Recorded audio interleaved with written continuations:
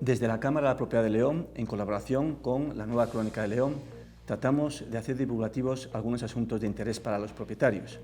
Hoy vamos a tratar de la libertad de disponer de nuestros bienes después de nuestro fallecimiento. Es decir, ¿podemos testar libremente, disponer de nuestros bienes libremente?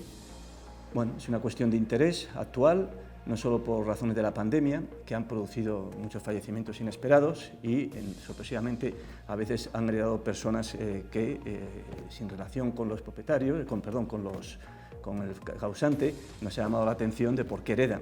Por otro lado, también los vínculos familiares están cambiando. El vivir en grandes ciudades, no en poblaciones pequeñas, hace que las relaciones familiares se vayan perdiendo en muchos casos.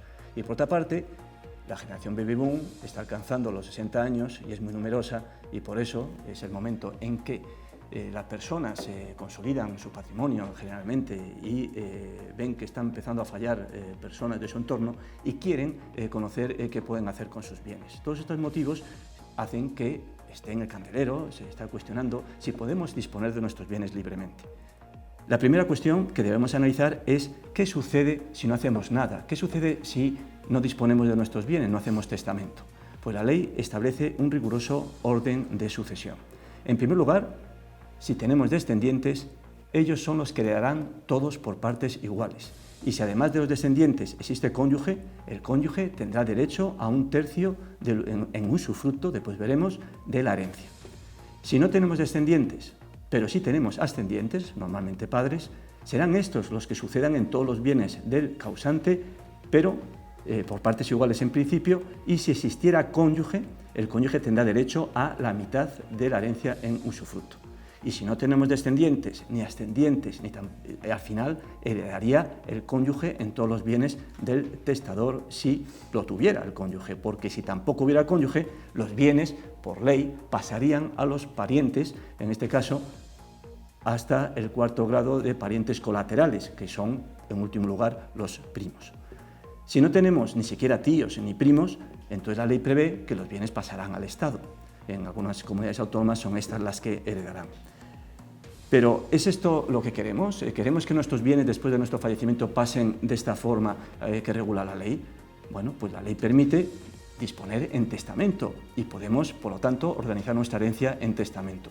¿Pero podemos disponer libremente de todos nuestros bienes en testamento para después de nuestro fallecimiento? Pues no.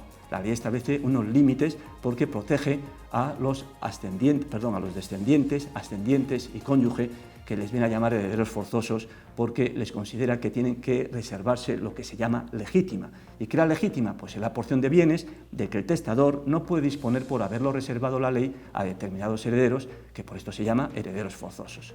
Esta legítima es distinta según concurran descendientes, ascendientes o cónyuge. Otra vez diferenciamos igualmente. Si tenemos descendientes, la legítima, es decir, lo que no podemos disponer, será 2/3 de la herencia. Podremos disponer de 1/3 de la herencia de todos los bienes, pero 2/3 quedan reservados a los descendientes. Esta legítima se divide a su vez en dos partes. Una que se llama legítima estricta, que necesariamente ha de pasar a los descendientes por partes iguales, salvo una excepción que recientemente se ha incorporado en nuestra legislación a favor de los discapacitados, y el otro tercio, que se llama de mejora, sí podemos disponer libremente, pero entre los descendientes. Si tenemos ascendientes, es decir, no tenemos descendientes, pero sí ascendientes, a estos también hay que respetarles una legítima. ¿Y cuál es la legítima de los ascendientes? Pues la mitad de la herencia. Si en este caso concurren con el cónyuge, en este caso el cónyuge tendrá el usufructo de la mitad de la herencia. En el caso en el caso del cónyuge, la ley establece distinciones. Si fallece el testador existiendo solamente cónyuge, en este caso tendrá derecho, como legítima, al usufructo de 2/3 de la herencia. Decimos en usufructo porque lo que tendrá es el uso y disfrute de los bienes, pero no la plena propiedad. Cuando concurra con descendientes, el cónyuge, en este caso, ve reducida su legítima a 1/3 de la herencia, que recaerá además sobre el tercio de mejora que antes hablábamos. Y cuando no concurra con descendientes, pero sí con ascendientes, la herencia se limita a la mitad, perdón, la legítima del cónyuge se limita a la mitad en usufructo de la herencia. Por lo tanto, podemos testar, podemos disponer de nuestros bienes, pero con estas limitaciones que enmarca la ley. Por consiguiente, y con esto estamos respondiendo, si tenemos varios hijos y queremos mejorar a uno de ellos, pues tenemos que someternos a lo que dice la ley. Si queremos disponer por testamento a favor de una fundación porque no queremos dejar nada a nuestros familiares, tenemos limitaciones, no lo permite la ley. Y si por la relación con un cónyuge o pareja, que es nuestra vida, ha sido nuestra vida, y hemos desvinculado con todos los hijos, no tenemos relación con los hijos y queremos dejarle todo al cónyuge, no podemos, tenemos estas limitaciones que acabamos de ver. Pero ¿podemos en algún caso excluir a estos herederos, a los descendientes, ascendientes y cónyuge de sus derechos de esta legítima? Pues sí, la ley prevé unos supuestos pero muy tasados. En primer lugar, exige además que se establezcan en el testamento, por lo tanto tendríamos que testar necesariamente y disponerlo así en el testamento. Y además, si lo negare el desheredado, los demás herederos tenían que probarlo, esta causa de desheredación, lo cual conlleva a dificultades en la práctica de hacer valer estas causas de desheredación. ¿Y cuáles son estas causas de desheredación? La ley vuelve a distinguir según se trate de desheredar a un descendiente, a ascendientes o a cónyuge. Cuando se trate de desheredar a hijos o descendientes, serán causas haberle negado, sin motivo legítimo, alimentos al ascendiente que le deshereda, o haberle maltratado de obra o injuriado gravemente de palabra. Igualmente, cuando queramos desheredar a algún ascendiente, serán causas haber perdido el ascendiente la patria potestad por incumplimiento de las funciones de su cargo, o haberle negado alimentos a los hijos o descendientes sin causa legítima.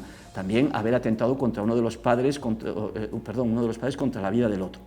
Y para desheredar a un cónyuge serían causas haber incumplido grave o reiteradamente los deberes conyugales, haber perdido la patria potestad, haber negado alimentos a los hijos o al otro cónyuge o haber atentado contra la vida del testador.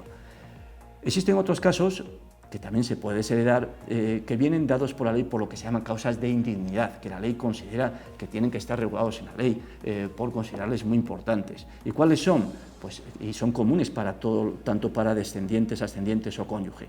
Pues haber sido condenado en sentencia firme por delitos contra la libertad, la integridad moral o la libertad o indemnidad sexual ejercidos contra el testador, su cónyuge, su pareja, descendientes o ascendientes. También haber sido condenado en sentencia firme por denuncia falsa por acusar al testador de haber cometido un delito grave.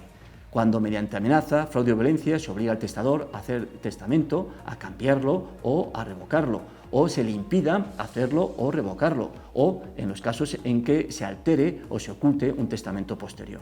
En todos estos casos podemos, por lo tanto, privar a esos herederos forzosos de esa legítima, de esos derechos que le reconoce la ley. Quedémonos, por lo tanto, como conclusión que nuestro derecho, nuestra normativa, regula el destino de nuestros bienes. Y si queremos cambiarlo, tenemos que hacer necesariamente testamento, pero con muchas limitaciones. De ahí la conveniencia de asesorarnos siempre por una persona especializada en esta materia. Pues esperemos que haya sido de utilidad y os esperamos en la próxima. Hasta luego.